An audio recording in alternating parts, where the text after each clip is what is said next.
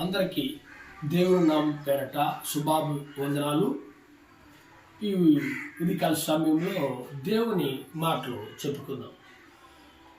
139వ కీర్తన గ్రంథము మొదటి వచనంలో దేవుడు ఇలాగా చెప్పుచున్నాడు.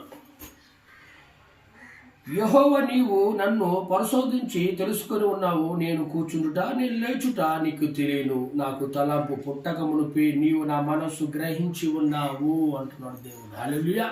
చూడు, మనం చేస్తున్న ప్రతి పని కూడా దేవునికి తెలుసంట. తెలియదంటే ఏమీ లేదు ఈ లోకంలో. నువ్వు కూర్చో ఉన్నావా, దేవునికి తెలుసు. నువ్వు లేచి నడుస్తున్నావా, దేవునికి తెలుసు. నువ్వు పడుకొని నిద్రపోతున్నావా, దేవునికి తెలుసు. నీకు తలాంపు పుట్టక మునిపే అంటే నీకు ఆలోచన రాక ముందే నా బిడ్డలకి ఈ ఆలోచన వెళ్తుందని దేవునికి తెలుసు.